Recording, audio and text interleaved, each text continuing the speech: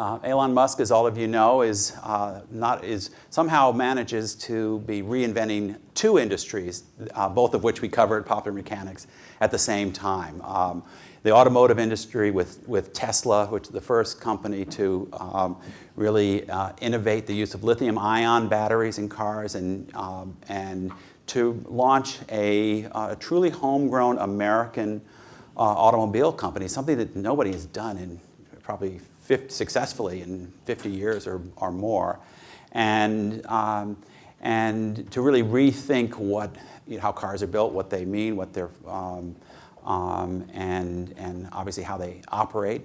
And then at the same time, in his spare time, running SpaceX, a company that is poised to really take over the lion's share of the work of moving astronauts and cargo to the International Space Station since the long overdue retirement of the space shuttle. So it's particularly exciting that NASA has shown the open-mindedness and vision to work with a private company and like SpaceX, and they will be working with others, but and I think that the efficiencies of entrepreneurial, hard-driving private company building a launch capability, and with the Dragon capsule engineering what will eventually be human-rated spaceflight capability, they're going to be able to do this at a fraction of the cost of what we've seen. And it's going to empower so much more capability to kind of restart a space program that's been kind of languishing in low Earth orbit for many years. Doing, the space station is very impressive, but certainly the reach and vision that I grew up with, that was embodied in a mission like Voyager, has not been totally absent. But I think we all share the sense that we should be and could be doing more.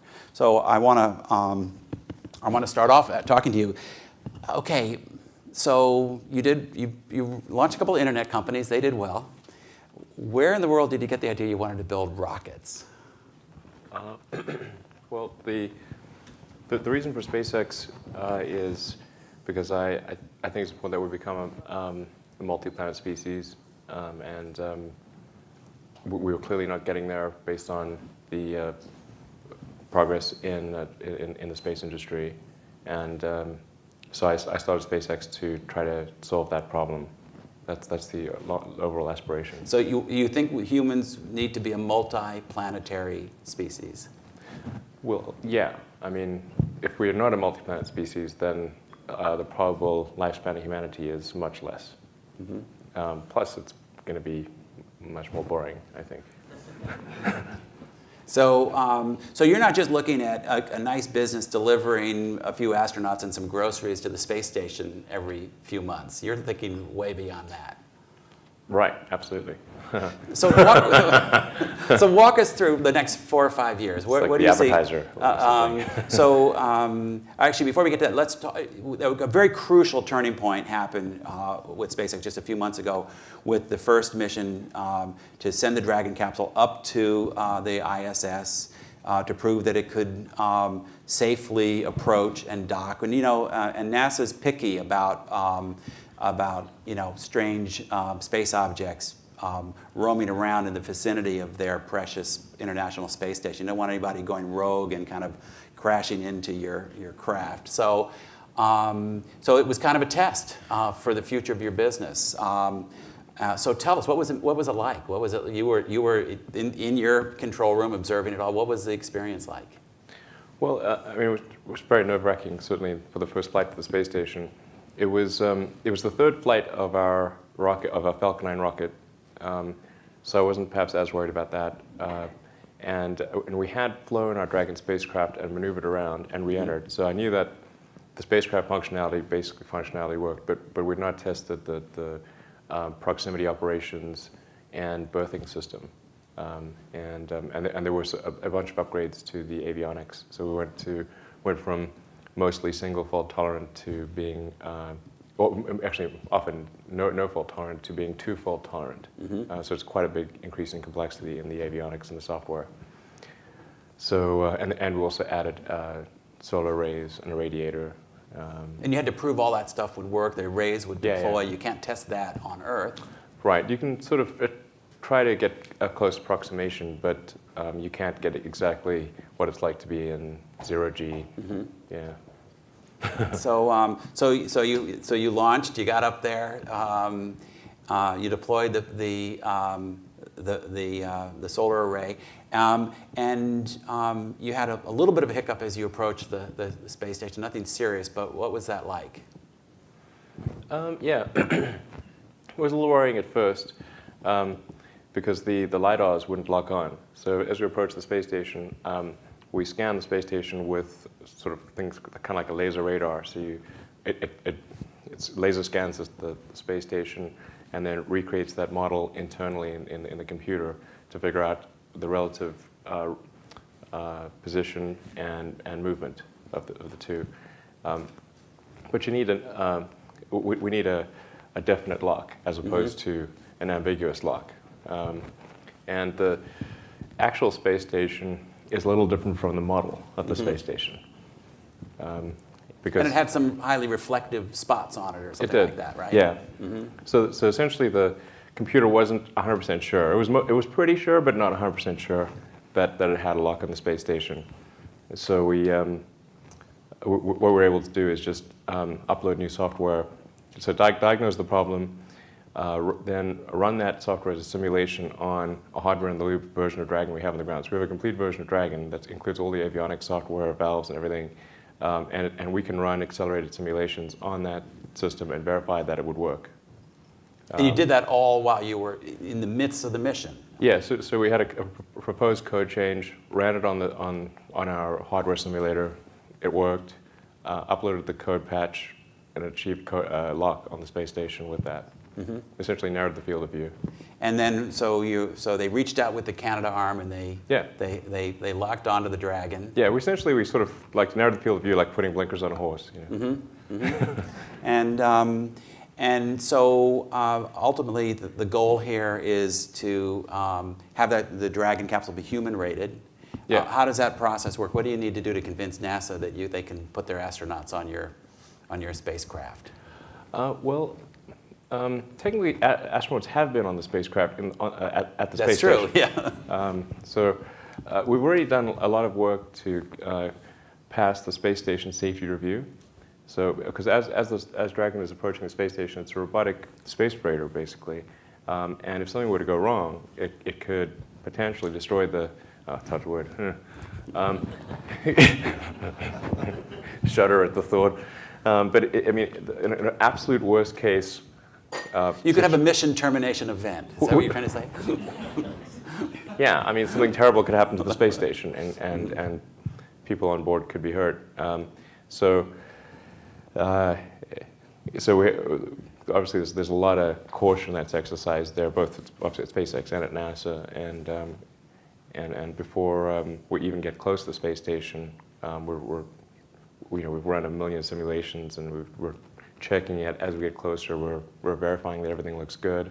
But it is an autonomous vehicle, so it's not as though there's somebody there with a joystick that's sort of steering it. It's just pausing at various points to ask for permission to proceed. And then we'll look at the data, make sure everything's cool, and then give it the okay to go to the next, essentially, waypoint. But it's doing all of the guidance and control itself. So let's talk about manned missions. How do we get there? So to add essentially the ascent and descent elements of manned space flight, because we essentially have it's man-rated, if you will, for being around the space station, but not for the ascent and descent phases. And the ascent phase, we need to add a launch escape system. So if something were to go wrong with the booster, we can escape from the booster. And then we've got to also do some upgrades to the rocket to make sure it's as fault tolerant as possible, and for those parts where it's not really feasible to make it fault tolerant, that we've tested the living daylights out of it, and it'll have safety margins that are higher than a rocket that would carry a satellite. And typically, to rough rule of thumb, people aim for about a 25% margin on satellite mission and about a 40% margin on a manned mission, above the expected flight loads. Okay. And so now our abort system I'm pretty excited about, because this is going to be the first time that there'll be abort capability all the way to orbit, or proper abort capability all the way to orbit, because the launch escape engines are built into the sidewall of the Dragon spacecraft, and they use the same propellant that would otherwise be used for on-orbit maneuvering, because you either need to maneuver on orbit or you need to escape. You don't need to do both. Right. If you had to escape, you're not going to be doing any maneuvering after that. It's like one or the other. And as a result, we can avoid having the big solid rocket on the nose, and that has some real advantages, because that big solid rocket's so heavy that you can't carry it all the way to orbit. So you usually have to discard it about maybe 3 minutes into the flight. So you don't have you don't have high acceleration escape capability all the way to orbit, but you will with Dragon. So that means you need enough power in those that even in the boost phase, if something is going wrong, for the Dragon to accelerate away ahead of in fact, the rocket. It has enough thrust to accelerate away from the rocket, even in at what's called max Q, which is max dynamic pressure. So even when it's sort of going somewhere about Mach 1.8 or so, and the rocket is sort of going full force below it, it still has enough thrust to actually get away from the rocket. Now, being a liquid rocket, we do have an advantage that we can turn it off. And it's pretty easy to turn off. In fact, liquid rockets, the tough part is making it stay on. That's what you need to worry about. But for solid rockets, I mean, once they're on, they tend to stay on. Yeah. So I'm not a big fan of solid rockets for human transportation, honestly. Yeah. Well, we certainly saw, in the shuttle disaster, the first one, we certainly saw the vulnerability of what we thought was a very simple, well-understood technology. Yeah, although solid rockets are themselves quite reliable, particularly if you don't have segments, but you can't turn them off. And so if something goes wrong with the overall system, you're going to have some things kind of wanting to hit you in the butt that kind of hard to get away from. Right. And then you also have what's kind of exciting about Dragon is to see a re-entry with parachute and splashdown. Right. Tell us a little bit about that. Absolutely. Well, so version 1 of Dragon, it's pretty basic, really. I would classify it as kind of level 1, re-entry and landing, which is parachutes to water landing. It's fairly straightforward and fairly reliable. But what we're going to for version 1.5 is we're going to go parachutes to a land landing. Well, maybe I'm hoping we'll be able to do that next year, but certainly the year thereafter. And then level 2, or maybe even level 3, because maybe level 2 is like wings, but then level 3 would be landing with thrusters. And you've been testing that. Yeah. Yeah. So another advantage of having the escape thrusters built into the sidewall of Dragon is that when you come back, you can use them to land. So they're really high precision, and they're redundant thrusters. We have 8, and you can lose. Well, if you lost the right 4, you could lose 4. But you can lose at least 1. Every other one. Yeah, they're in pairs. So, we've gone back and forth, like, how do we make this better? But there's so many constraints to the system. But this is pretty good. It's good. You can lose in any one of the engines and still be safe. And then we have parachutes as a backup on top of that. So, and the parachutes are redundant. So really, this should be. I can't think of a safer way to do it, honestly. Is to have redundant thrusters and redundant parachutes for landing. And then in a best case scenario, you can be really quite reusable because you can land propulsively just like they landed on the moon. And that sets you up for reuse quite well. So obviously you have a lot of plans for your company in terms of missions to space, some in conjunction with what NASA's needs and serving kind of as their delivery service, but also some launching satellites. But tell us, what is the business plan? I mean, 10 years out, where do you see, you're in business, where does the revenue come from outside of government contracts? Oh, well, I guess a lot of people aren't aware that of the 46 missions we have under contract, only 12 are for NASA. So the great majority of our missions are actually commercial missions, satellite launch missions. That's both for our Falcon 9 rocket and our Falcon Heavy rocket. And then we're hopeful that maybe Dragon could have some commercial use as well. So we're talking to some people, like there's a guy Bigelow who's wants to do a private space station, and that could be pretty cool, because then we could maybe deliver people to his space station, share costs with NASA, reduce the burden of NASA in that regard. I think so. Really, the general approach is like, what are the things that we can do to further the cause of space? Then that's what we'll do. Now, some of those things are maybe not going to be the most commercially, they wouldn't be necessarily profit maximizing, but I don't really care, and that's why I'm making sure I maintain control of the company.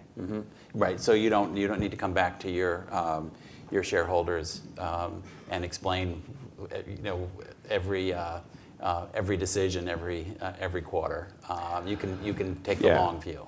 Yeah. I mean, SpaceX is going to be a valuable company. But I think it's. I don't think investors.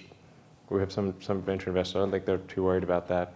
But there are different ways to run a company, and you can run a company where you're sort of really under the gun with each quarter, and you've got to make a lot of short-term optimizations, which makes it difficult to make big technology advancements, because some of those can take years to pay off, and so you're just at the wrong interval, wrong polling interval to make those big changes if you're beholden to things on a quarterly basis. Right. Now, and as I mentioned, this SpaceX is just one of your companies. In your other company at Tesla, you're also pushing technological boundaries a lot closer to home. We actually gave a breakthrough award to the original Tesla Roadster some years back, a truly revolutionary vehicle in that almost single-handedly changed the perception of electric cars. Right. No question, given the growing sophistication of internal combustion gasoline engines. In fact, we'll see one tonight. It's a tricky market, and identifying the customers is tricky. But you recently launched with a lot of some very positive reviews from the automotive press, including Popular Mechanics, the Model S. Tell us a little bit about the thinking behind the Model S. Sure. And there'll be one outside in front, by the way. So definitely, and something else, a real surprise. So tell us a little bit about that. So the goal of Tesla has been to change the people's thinking with respect to electric cars. People were operating under this illusion that an electric car had to be, let's say, aesthetically challenged. That's nice. That's a polite way to put it. Low performance, low range, and it kind of looked like a golf cart. And none of these had to be true. But I talk to people and say, look, these things don't have to be true, and you can have a long-range car. Physics is pretty obvious. It's like, what's the energy density of lithium-ion, and what's the energy usage per mile, and it's pretty straightforward. And people are like, oh no, that can't work. And I was like, well, where's the error in the calculations here? These are pretty obvious. And yet, amazingly, people would refuse to they'd either ignore it or say, oh, it couldn't be done, or it's ridiculous. So we just decided to make a car, and that's pretty hard to ignore. Whereas discussions or PowerPoint are much easier to ignore. And it is. I mean, everything does work on PowerPoint, so that is to people. That there is reason for skepticism there. But having an actual car, and one that's fully homologated for use on the roads and meets all the safety standards and everything was really important. So we did that with the Roadster, and after the Roadster, then people said, oh, sure, you could make a small electric sports car. You couldn't make a real car, like a Mercedes or an Audi, or like that has all of the features and capabilities. So then we made the Model S, actually, and it was really people were quite skeptical that we can make the Model S at all. And then we made the Model S. Now, like, oh, you couldn't possibly ramp up production. Okay, like ramp up production. It's like a series of issues. But the goal with the Model S is to show you could have a long-range electric car, and then with the recent announcement of the supercharger, where we're building a nationwide network of really fast chargers, hence the name supercharger, recycled obviously from the gasoline industry or gasoline car industry. And the idea there is you'll be able to charge your car with the same level of convenience as you would normally use your gasoline car. So if you do a trip that starts at 9 a.m., by noon you want to stop for a bite to eat and go to the restroom and gas up your car. And that's typically 20 to 30 minutes.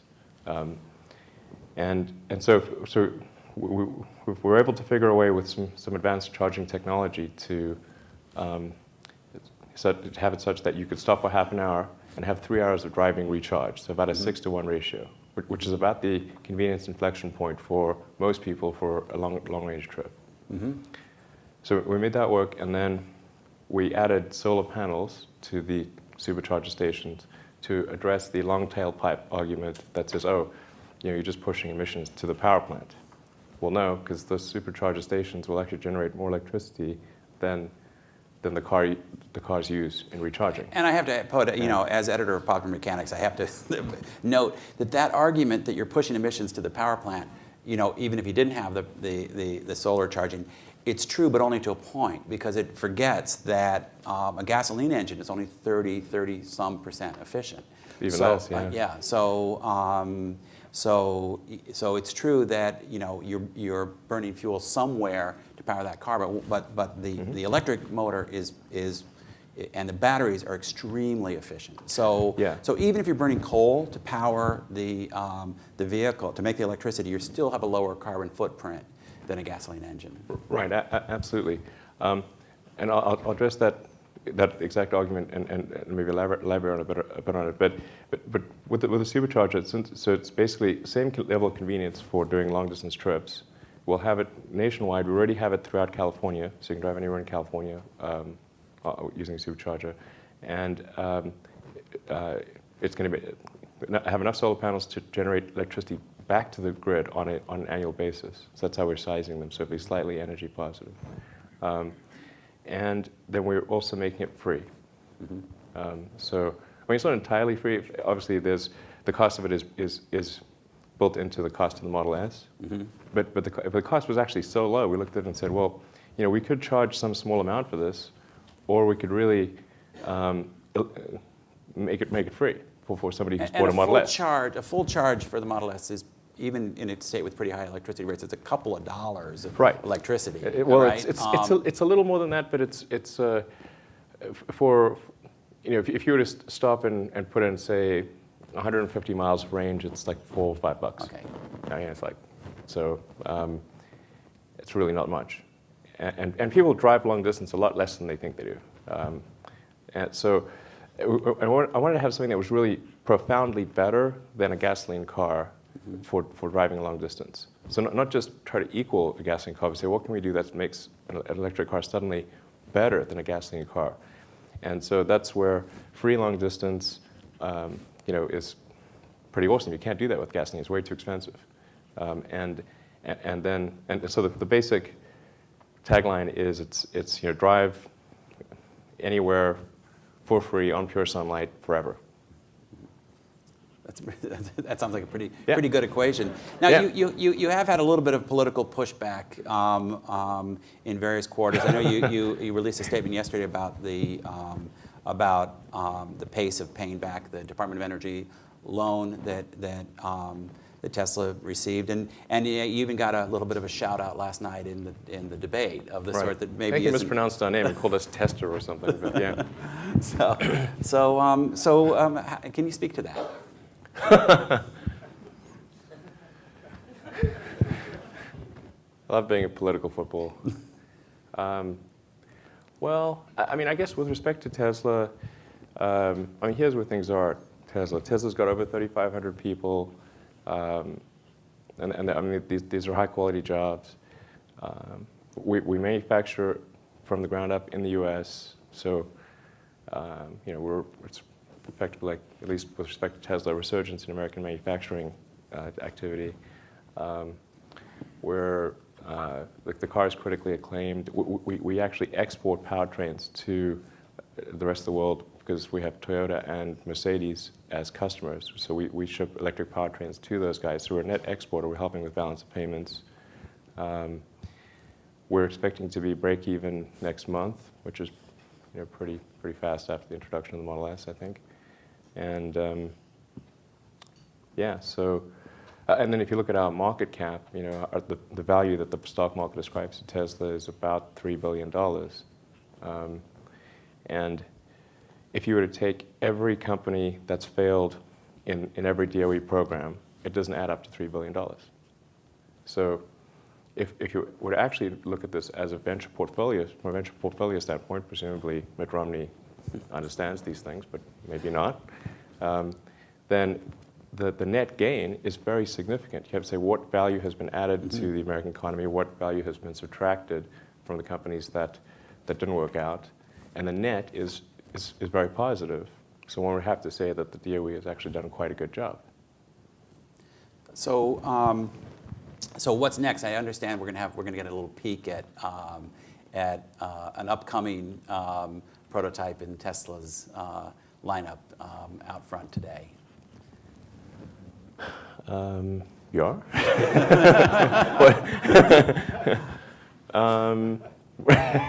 Wait. The X, I think, is. Yeah. Sure, Although I should have just left you hanging, you might have revealed some great secret that no, it actually would have made news. Right. We did unveil the Model X earlier this year. And the Model X is an SUV that's built on the same platform as the Model S. It's got a slightly longer wheelbase, but otherwise is on the same platform, and it's really addressing the SUV and minivan market, and it's got a unique innovation, which is a double-hinged gull-wing door on the side that's never been done before, I believe. Certainly hasn't been done in any production car. They're called the Falcon Wing because it looks kind of like when both doors are up, it looks like a sort of Falcon dive. Which is worth right there. Worth buying the car. Right. I think it's the coolest door. It's the coolest door. As doors go, it's pretty cool. That's the reason it has to be a double hinge is because if you just made it a single hinge gull wing, the arc as it swings out too far and then too high. But as a double hinge, you can actually do this thing where it basically does this movement. So it's actually going almost straight up. And if you can physically fit between the Model X and another car, then you can open the door. And it's actually more convenient than a minivan door because minivan door, when that opens, it comes out and slides, so you can't get to the car from the rear. But in the Model X, you can when the door's open. That's neat. Yeah. So that'll be another one that's out front this afternoon before the evening event. So let's go back to Mars. When Joe Papalardo and I came out to interview you a few weeks ago, we had a really interesting conversation about your vision of humans settling Mars, and not just a small outpost, akin to the South Pole Station, say, of, That'd be a nice start, though. Yeah, that would be a nice start. And actually, a lot of what's happening there is a pretty good model to understand. Yeah, I think in the very beginning, it may be similar to an Antarctic station. But then eventually, you see large scale, actual human migration there. Tell us how you envision that. Yeah, absolutely. I think that's the thing we should be aiming for long term, is to create a self-sustaining civilization on Mars. I mean, that's the thing that will ensure that in the event of a calamity on Earth, civilization continues. The light of consciousness is not extinguished. Those seem like good things to me. So I think that's what we should strive for. I don't think we need to do anything at the Antarctic. I think that's nice, but at Mars we should be aiming for a real sort of civilization, which obviously ultimately means taking, at least tens of thousands of people, perhaps ultimately millions of people, and millions of tons of cargo, because you've got to recreate the industrial base of Earth. So to do that, you need really big rockets and launching a lot, obviously. And in terms of, we've worked with Buzz Aldrin and others in envisioning some of the different ways that this might be done. And in fact, just a few months ago, we had a cover story called "How to Mine an Asteroid," obviously with the notion that Right. that some of your fuel sources may come from water-bearing asteroids. Do you see a progression that might have intermediate stations refueling resources in space to help us kind of leapfrog our way? I don't think about. I don't think that's going to be. It shouldn't make that a requirement on the way to Mars. But I think that's a potential optimization, is to mine near-Earth asteroids for propellant. But the near-Earth asteroids are not very big. I guess the Moon is also a potential, a place for propellant depot. And it looks like they're finding more water, or at least more likely spots where water might be on the Moon. Yeah, I mean, it's in like permanently shadowed craters. I mean, it's pretty chilly in there. But you could mine the Moon potentially for water, and that could be you could have propellant depots on the Moon. But I think I'd liken it to like when the early colonies in the Americas were being established. I mean, and the early voyages of discovery. You kind of want to go there, and then if it turns out that having way stations makes that trip more efficient over time, then those people will build those stations. As soon as you got that destination, you got the forcing function, then you'll see people will do whatever seems sensible to make that better. I see. So you're saying get there and establish this as a desirable thing, and then some of that intermediary infrastructure might have there might be more of an impetus for developing it, instead of assuming that we have to do all these things over decades to create the capability. Right. You definitely don't need to have to mine asteroids to get people to Mars. You definitely don't need to do that. So I'd say that you should definitely, since it's incredibly hard to begin with, unless something needs to happen, I would toss it out and let people do it if it makes sense later, when you've got that forcing function of the trips between the planets. But I think the thing to do is to at least what I think we need to build really big rockets, and I think they should probably use methane, because that's the cheapest fuel, and then you can refuel methane on Mars by taking CO2 from the atmosphere, mining water ice. There's a huge amount of water ice on Mars, and you get CH4 and O2. It's pretty easy. It's like basic Lego, and that's the way to go. And just make them real big and launch them a lot, and reusable. It must be reusable. This is important. So I'm gonna open the floor to questions in just a second, but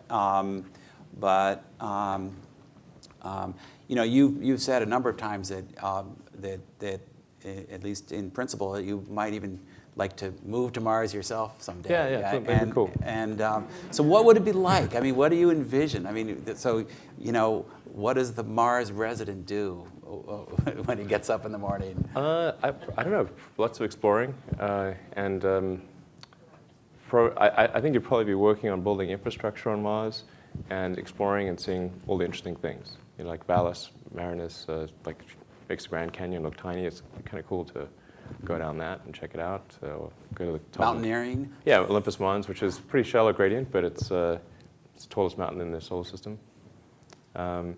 So sort of exploring a new planet, I think, would be pretty interesting, and then building the infrastructure necessary to make life self-sustaining on Mars. So I'm gonna open the floor to questions here. Yes, Seth. So a lot of the limitations with the current generation of electric cars come from the limitations of lithium-ion batteries. Have you seen any sort of promising next-generation battery chemistries you think could have some serious auto applications? Yeah. Well, first of all, I think if we had to I think we could, with incremental improvements to lithium ion, I think we could turn the entire automotive world to pure electric. It gets harder for airplanes because you need a higher energy density for airplanes, but certainly call it for cars, boats, trains, lithium ion could do it. And there are some sort of modest breakthroughs happening in lithium ion for example, change the anode from carbon to silicon. And there are some lithium ion chemistries like lithium sulfur that actually have really, really high density, sort of in the 400 to 500 watt-hours per kilogram range, versus current state-of-the-art lithium ion, which is about 250 watt-hours per kilogram. But that said, I do think there's a potential for a breakthrough in capacitors. Mm-hmm. In fact, that's what I was going to be studying at Stanford before I dropped out, was working on high energy density capacitors and leveraging the equipment that's been developed for advanced chip making and photonics to create something that's solid state but precise down essentially at the molecular level, and see if the tens of billions of dollars invested in making really tiny circuits could be used to create an ultracapacitor with high energy density. And there are some companies, there was one company I know in particular, based in Silicon Valley. It's not eStore, in case people are wondering, that I think has the potential for breakthrough in that arena, and then that could be quite revolutionary. Yes, Josh. Just real quick, you seem to develop technologies that not only make breakthroughs for that field, but then you try to make it a better product than what exists out there, going doors that go straight up, or the safest rocket I've ever heard of. What drives that philosophy, and how does that guide you in your future projects? Right. Well, if you're sort of a newcomer product, it's really not enough to just be as good as the incumbent product, because people are used to what they're used to. I mean, it's kind of, people are set in their ways. So in order to get people to change, you have to do something that's meaningfully better. That can't, that otherwise the gradient of change, the change with respect to time, that change is going to happen slowly. So if you want to happen fast, it's got to be obviously better. And that's why we've tried very hard with the Model S to create a car that's obviously better. And doing something like the supercharger. We could have said, oh, every time you use a supercharger, it's going to be $5, and then people would have to do some math to figure out, okay, well, what does that mean relative to, And it's like, it's free, and then people understand free. That's real easy to communicate. Yes. In terms of inspiring and motivating the young engineers that work in your companies, do you have a particular philosophy that kind of drives you well?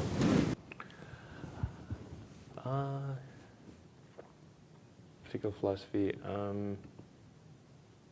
Well, I think it is important to be highly adaptive, and I do think physics is a good framework for thinking. So I think particularly as you're trying to figure out new things, reasoning from first principles is a good way to go, as opposed to reasoning by analogy. It's computationally easier to reason by analogy, and if you try to reason from first principles all the time, you wouldn't be able to get through your day. But when you're trying to do something new and complicated, that is the way to do it, because analogies are necessarily imperfect. And they're relying on things that have already occurred. So if you try to make something new, then it's not a great way to go. And reasoning first principles just really means boiling something down to the fundamental truths, or what appear to be the fundamental truths, and reasoning up from there. That's really what it means. And then having a good feedback loop. So you're seeing what happens and adjusting accordingly. And then I think it's important to be particularly alert to negative feedback, because people generally, particularly friends, they'll be reluctant to give you negative feedback because they don't want to hurt you. And the reason they're reluctant to do that is because most people are hurt when they get negative feedback. It's not an unreasonable expectation. So you need to actually coax people to give you, you encourage negative feedback, and listen to it carefully, and don't react in a bad way when you receive it. That's really important. Yes. How do you look at analogies in your different businesses? So, if you ever do make it to Mars, would you try and create the first payment systems on Mars? I think payment systems are actually pretty easy. If you don't have to, particularly if you don't have to integrate with a lot of legacy stuff, then payment systems are super easy. That's just like World of Warcraft. It's like real. You got like credits. It's just like how many credits do you have in your database. If you don't need an exchange rate. Yeah, if you don't have exchange rates and have to like interface with bills and coins and then have credit cards and have a Federal Reserve and all these things, that they complicate things. What PayPal really did was decomplicate things. But PayPal will be like super trivial if in a new environment. Yes, and back. So your story about going against the convention, right? When you showed them the calculation of well, there's, this just never going to work. It's actually a pretty common one for innovators. Yeah. I keep on hearing the story with anyone who's ever won anything major or made any breakthroughs. We tried to convince the NSF, but they just weren't buying the idea. We're trying to convince. So how do we break out of the fear of going against the convention, right? Obviously, not every idea becomes the biggest breakthrough, right? How do you know that when everybody else disagrees with you, that that's the right thing to pursue? Well, You have to really believe it. yeah. Well, I think it's just like you need to show that that it's physically possible. It's like so you just need to make sure.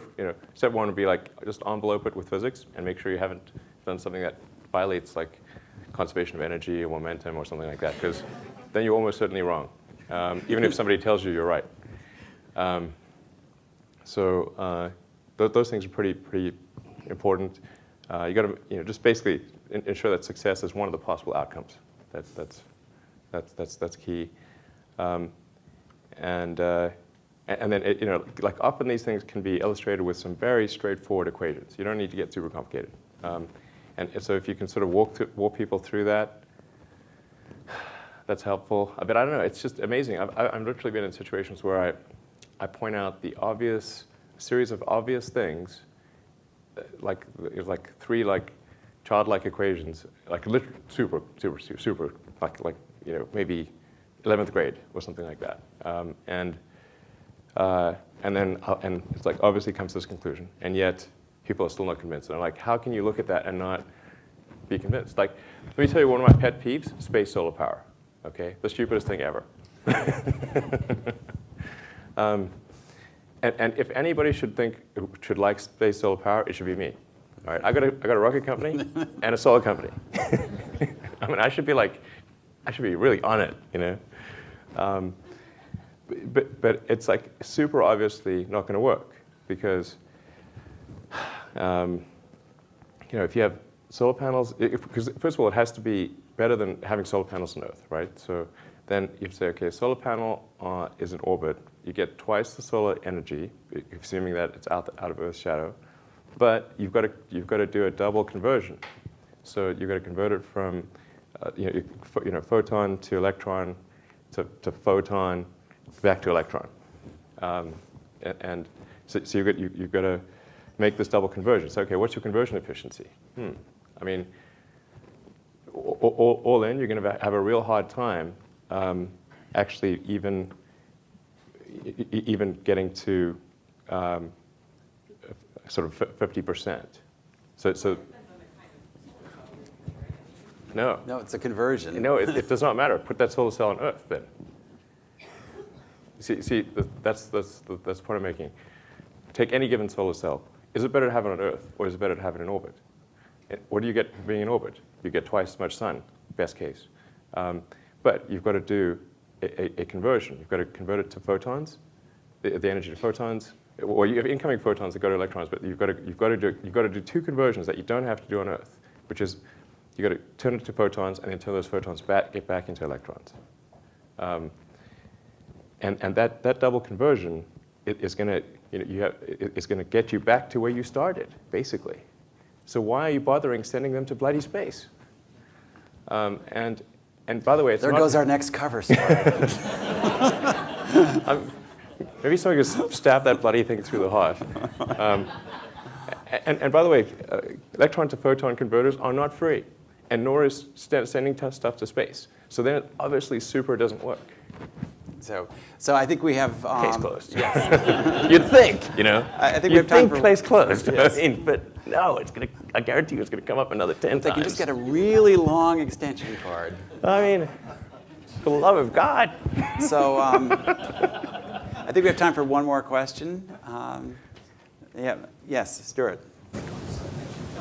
So I'm really intrigued by your the colonization of Mars vision. There's some peripheral interest in sort of planetary engineering infrastructure concepts, how you would establish it. So I'm curious about your view of the sort of biological aspects. For example, muscle atrophy and bone density loss during transit. There used to be a lot of federal investment in research to try to address those issues. I guess we thought it was a point which we would Mars. But so in terms of, I kind of believe that the technology solution to offset some of those concerns. But what are your view in terms of addressing the biological side of long-term space flight in addition to building the vehicle? Yeah, I mean, I think it's okay. I mean, I don't think it's. I think the whole sort of interplanetary human flight thing, in terms of it being a danger to people, is somewhat overblown. Because clearly, we've sent people to the moon, right, and that's deep space, and they live to quite an old age. We've not seen any premature deaths, really, of people that have gone to the moon. So there's really just a question of, well, how long can you be in deep space? There's a certain damage rate per day, which is then offset by your body's ability to repair that damage. So going to Mars and doing a 6-month journey is you're gonna have some slight increased risk of cancer, but from what I've seen, sort of back of the envelope analysis, it's that increase in cancer is less than if you smoked on the way there. So, although smoking is quite bad, I have to say. But it's not. I think that there is one thing that one should be concerned about, which is solar flares.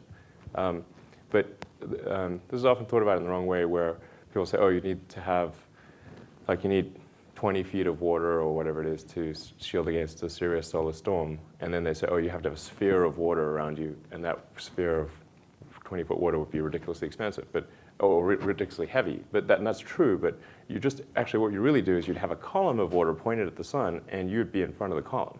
That would make more sense. And then you've got to have water anyway, so it doesn't really end up being a big deal. So I don't think the journey there is there's no showstoppers there.